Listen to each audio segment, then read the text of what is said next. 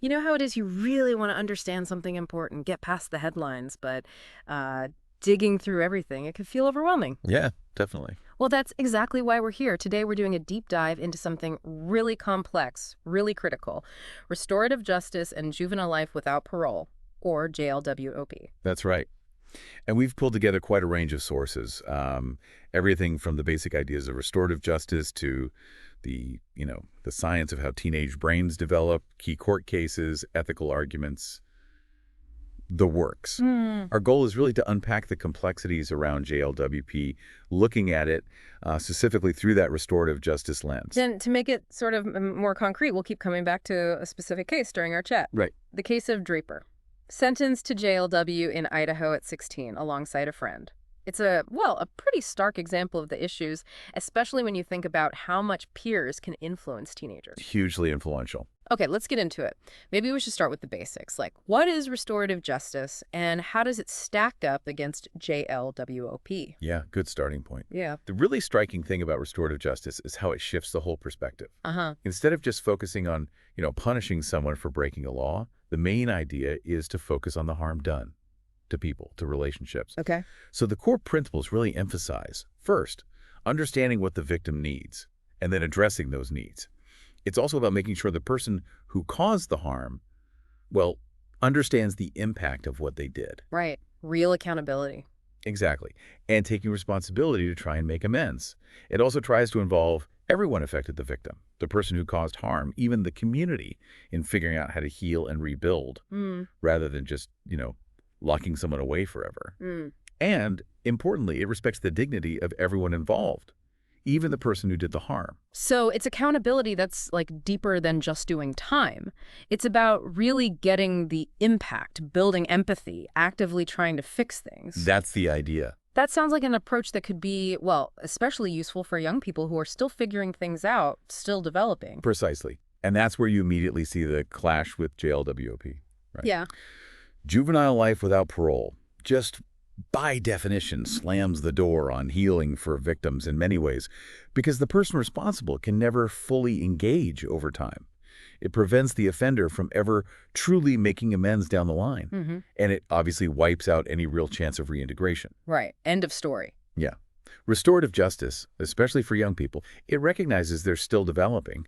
It pushes for accountability through understanding the impact, and it aims for change, for transformation, not just a life sentence with no hope. So things like victim-offender mediation, conferencing, those kinds of processes. Exactly. Those active ways to actually address the harm that happened. Okay, so you have this approach focused on repair, on growth. And then you have this sentence that basically says, nope, end of the line, no second chances. That raises some huge ethical questions, doesn't it? Oh, absolutely. Huge question. Where do we even start trying to unpack that ethically? Well, it brings up this really fundamental question about how we view moral responsibility, especially for young people. Let's maybe look at it through a Kantian ethics lens for a second. Okay. A key idea there is that real moral responsibility, like full culpability, depends on rational autonomy, the ability to make reasoned decisions, act out of duty. Right. Self-governance through reason. Exactly. And the argument against JLWP from that angle is that teenagers, because their brains are still wiring up, essentially, they just don't have the same fully mature rational autonomy as adults. So sentencing them to JLW as if they were fully autonomous adults, it overlooks that really crucial developmental difference. Yeah, it ignores the reality of their development. And fundamentally, it fails to treat them with the respect they deserve as individuals who are still growing, still forming their moral compass. It risks, using them just as a means to an end instead of seeing their potential to change. That really reframes it. It's like demanding someone meet a standard of complete self-control when they're biologically still building that capacity. Exactly. Okay, what about from maybe a societal perspective? Utilitarianism. Does JLWP actually do the most good for the most people? That's another really important angle. If you look at it from a utilitarian view, focusing on maximizing overall well-being for society, JLWP looks pretty questionable. How so? Well, first, the evidence that it actually deters crime more than a really long sentence with parole possibility. It's pretty thin. Okay. It also completely cuts off any chance for rehabilitation. Any positive contribution that person might make later if they changed, gone. Right, potential lost. And then there's the question of whether permanent incapacitation is even necessary, given the, frankly, surprisingly low reoffending rates for people released from juvenile life sentences. We'll definitely get more into those numbers later. Yeah, they're striking. But it makes you question if locking someone up forever is really needed for safety in most cases. And then the cost. Oh, yeah. The financial burden? It's immense. Oh, yeah. Millions per person over a lifetime.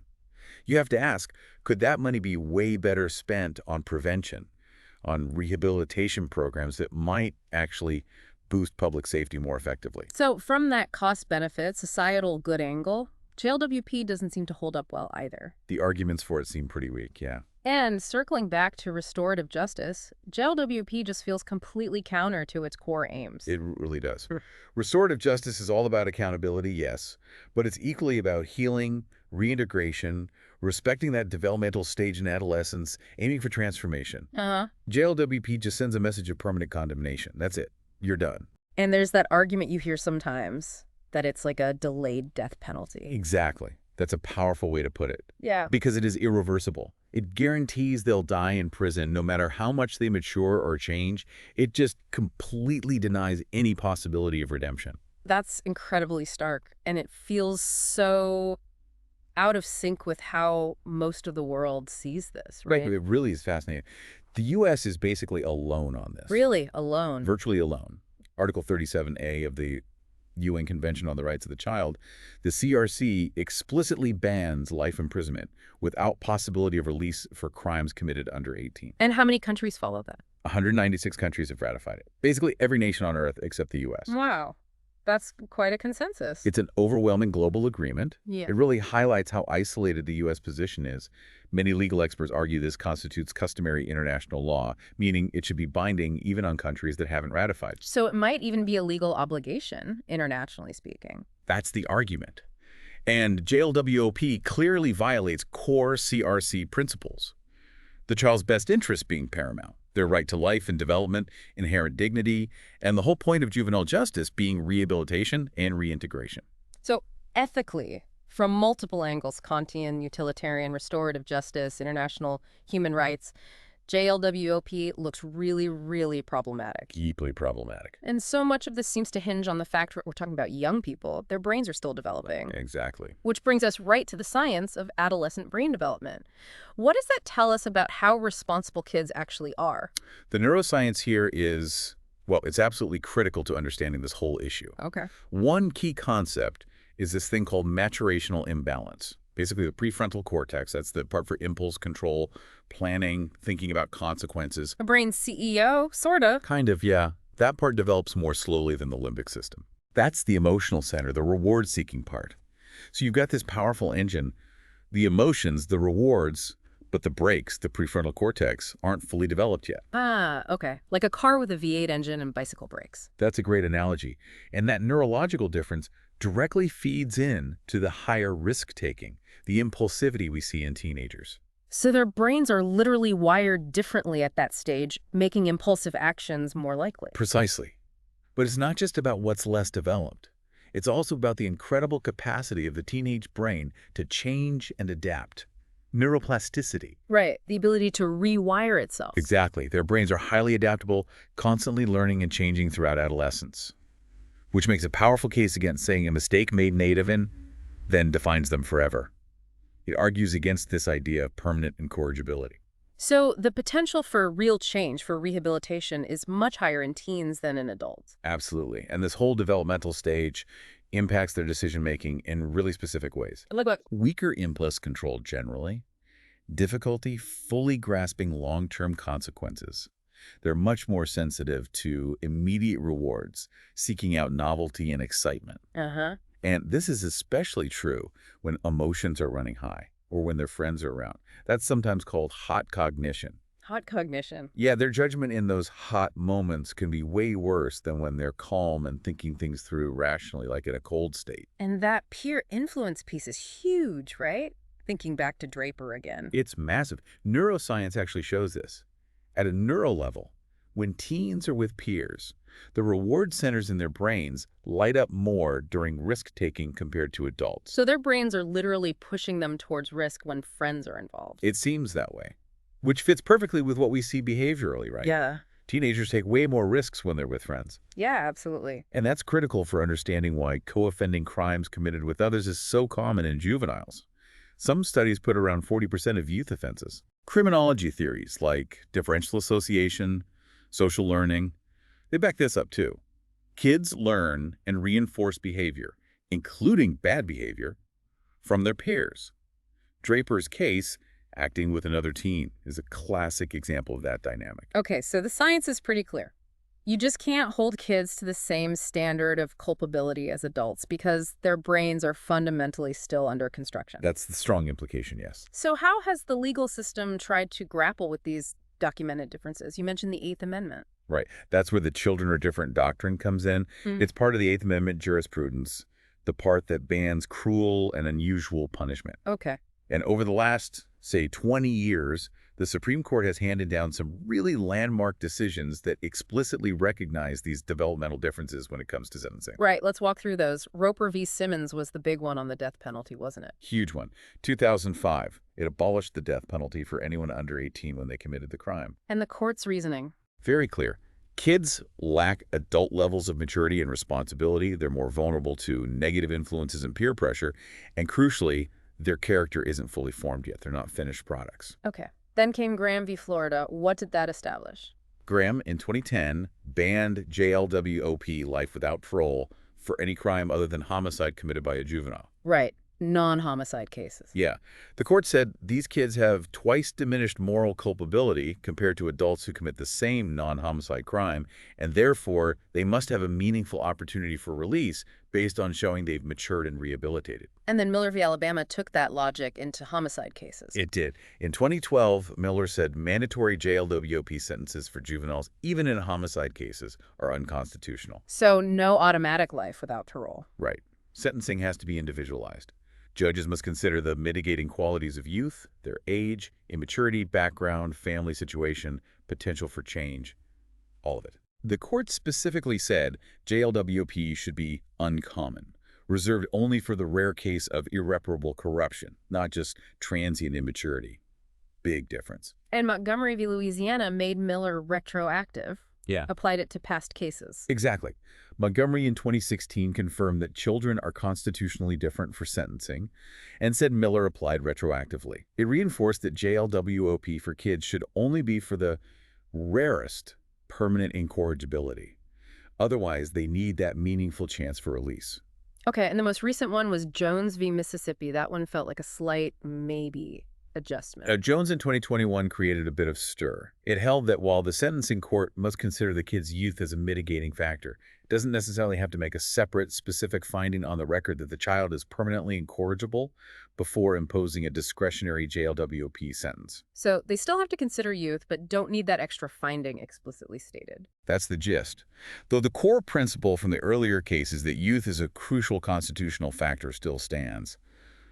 The dissenters in Jones argued strongly that it weakened the protections from Miller and Montgomery. Okay. But overall, you see this clear legal evolution grounded in the brain science and society's changing views, recognizing that kids are just fundamentally different when it comes to crime, culpability, and punishment. It's a definite trend, even with that Jones nuance. So if the law and science say these kids can change, what actually happens when those sentenced to life as juveniles are released?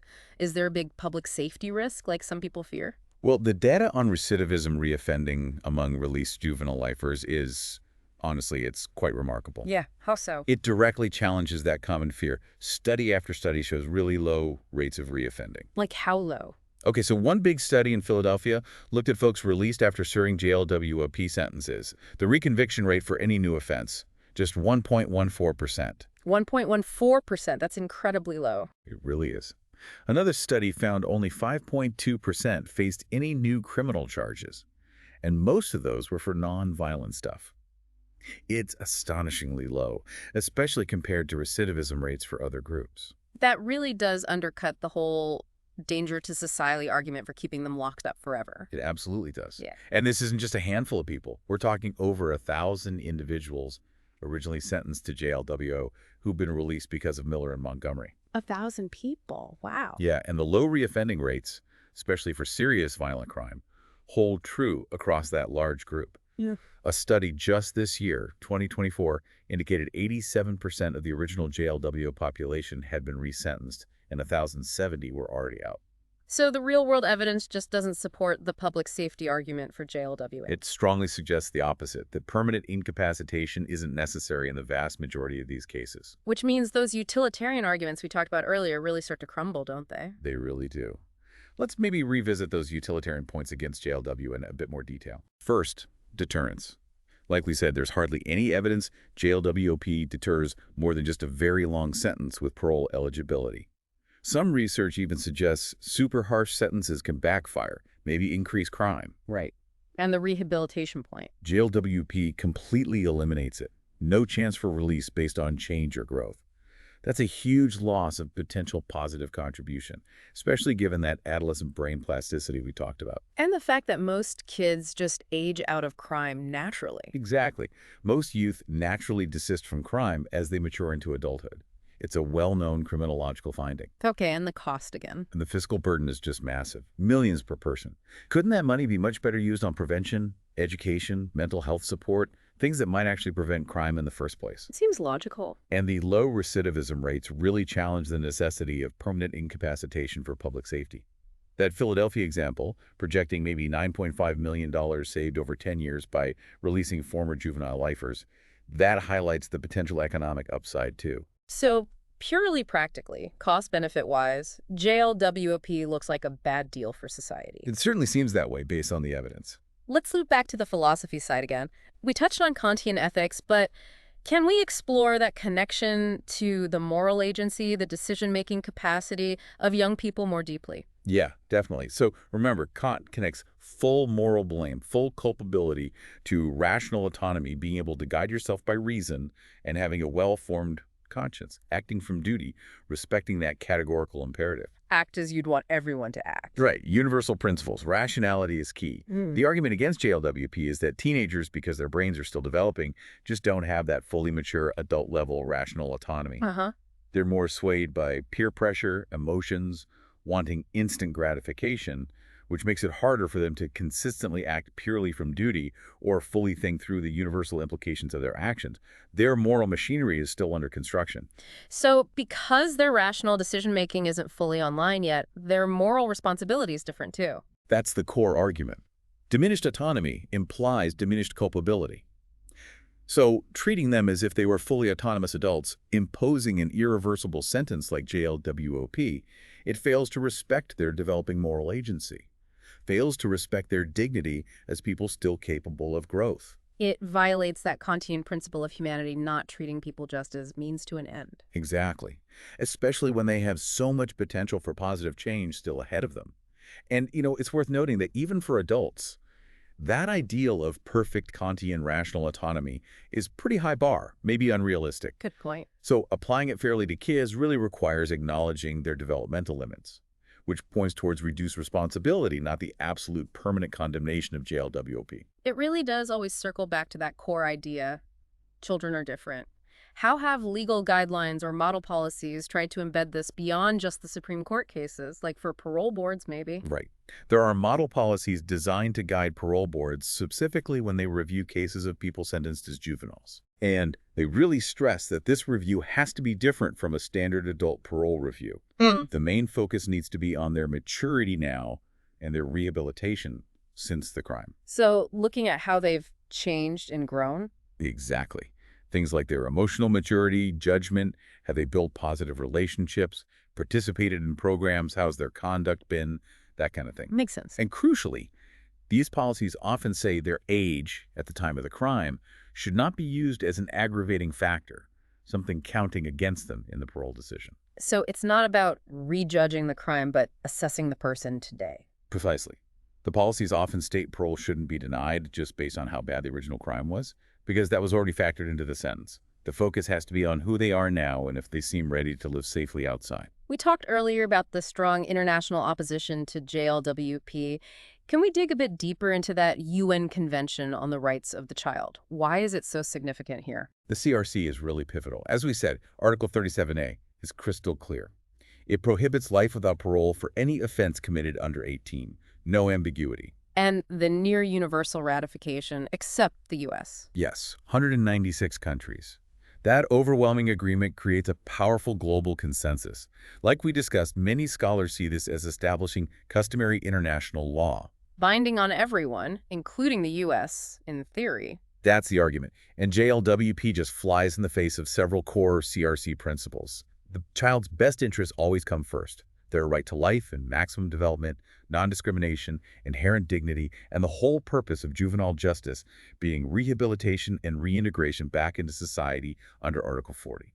So the international view really reinforces the moral isolation of the U.S. practice. It absolutely does. It underscores just how out of step the U.S. is on this issue globally. It's quite stark. And despite the national trend away from JLWP in many U.S. states, some outlier states still impose it quite frequently, right? That's right. And these outlier states are important because they highlight the ongoing struggle. Even with all the scientific understanding about adolescent development, the ethical concerns, the international consensus, some places still cling to this practice. It shows the disconnect hasn't been fully bridged everywhere. Exactly. Their continued use of JLWOP really stands out against the majority trend and global norms. It emphasizes that the science, the prefrontal cortex development, the maturational imbalance, neuroplasticity, peer influence, hasn't fully permeated all parts of the justice system yet. It challenges that notion of permanent incorrigibility. And when we talk about youth in the justice system, especially those involved in serious offenses, we can't ignore the role of trauma, can we? Absolutely not. It's a critical piece of the puzzle. The rates of trauma and adverse childhood experiences, ACEs, among kids in the justice system are incredibly high. Like how high? Studies show over 90% have experienced abuse or neglect. For those sentenced to JLWOP specifically, huge majorities have histories of severe trauma, witnessing violence, being physically or sexually abused, extreme neglect. Staggering. And there's a clear link, a dose-response relationship. The more ACEs a child experiences, the higher their risk for getting involved in delinquency and also for reoffending later.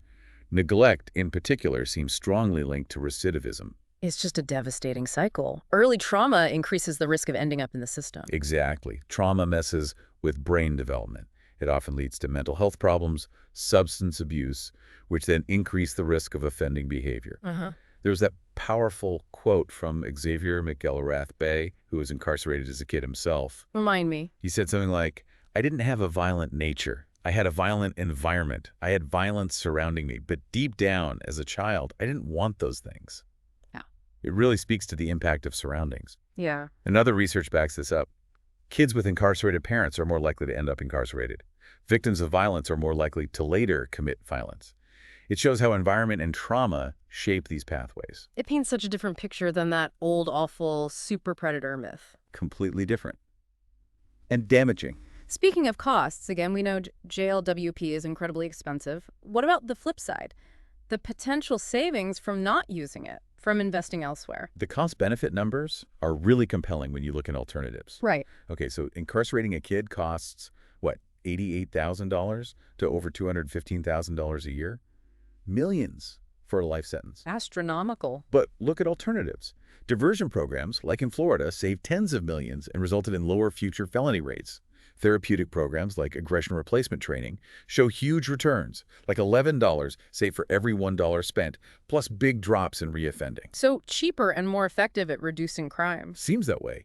Even just reducing juvenile incarceration overall, like Washington State projected, could save billions. Yeah. And we already mentioned the Philadelphia projections saving millions just by releasing former JLWOP individuals who've served decades. It makes the financial argument for JLWOP look pretty weak. It suggests the resources could be far better invested in prevention, rehabilitation, mental health, trauma care, things that might actually build safer communities in the long run, rather than just warehousing people for life. It really seems like a smarter path from so many angles. So, okay, if we accept kids can change and deserve a chance, what should that parole review actually look like for someone sentenced as a youth? It can't just be the standard adult checklist, can it? Absolutely not. It has to be fundamentally different. The focus must be on their youth at the time, their maturity now, their rehabilitation since then. It needs specific procedures to make sure the review is thorough, accurate. Some courts have actually said These individuals need basic due process protections like seeing their file, being able to present information. Right, a fair shot. Model policies really push for a meaningful opportunity for release based on demonstrated growth, not just rehashing the original crime. Access to good rehabilitative programs tailored for them is also crucial beforehand. So what makes for a fair hearing itself? Key elements. Well, definitely the chance to speak, answer questions, have it recorded, decisions ideally made by more than one board member. Okay. Getting independent psychological evaluations from experts in adolescent development. That can be incredibly valuable. Using the right expertise. Exactly. And being really cautious about standard adult risk assessment tools, they might just not fit juvenile offenders well, could reinforce biases. Right. If parole is denied, they need clear reasons why, and regular reviews maybe every couple of years to check for ongoing progress. And oversight. Yeah. Ideally, parole board decisions in these cases should be subject to judicial review, just to ensure fairness and that legal standards are being met. You mentioned that super predator theory earlier. It feels important to just briefly touch on that again, given how much damage it did. Yeah, it really cast a long shadow. That theory from the 80s and 90s, predicting this wave of inherently remorseless young criminals, Which has never happened. which never happened. It was wildly inaccurate, had ugly racial undertones, and led to really punitive laws sending more kids to adult court, harsher sentences like life. And it's been completely debunked since. Completely. Even by the people who first proposed it, some courts have even said that sentences based on that materially false theory might need to be revisited. It just shows the danger of policy driven by fear and bad science. A cautionary tale. Definitely. Yeah. And interestingly, even as JLWOP itself has decreased somewhat, we've seen a rise in life with parole sentences for kids. So maybe a change in name, but still incredibly long sentences being handed out. This has been incredibly thorough, a real deep dive into a super complex, really important topic. As we kind of wrap up, what are the absolute key things listeners should take away? Okay, the main points are probably these. JLWOP forces us to confront really deep ethical questions about how we see kids, blame, and the possibility of change. Second, the science, neuroscience, psychology clearly shows adolescent brains are different, impacting responsibility. Third, the law, especially the Supreme Court, is increasingly recognizing this children are different idea in sentencing. Right. Fourth, international law is overwhelmingly against JLWOP. And fifth, the actual data on recidivism strongly challenges the idea that it's necessary for public safety. And thinking back to Draper's case just drives home the human impact, doesn't it? Absolutely. It highlights the urgent need for reforms like second-look laws that allow for later review and just better training on adolescent development for everyone in the justice system, judges, lawyers, everyone. Couldn't agree more. Draper's story, and so many others like it, really are powerful reminders of what's at stake in these decisions. So, maybe a final thought for everyone listening. Considering all this evidence, the ethics, the science, the law, the global view, what does it really say about us as a society if we continue imposing these incredibly severe final penalties on people during a time of life we know is marked by immaturity, but also by such huge potential for growth and change? It's definitely something worth thinking more about, reflecting on critically. Thank you for joining us for this deep dive.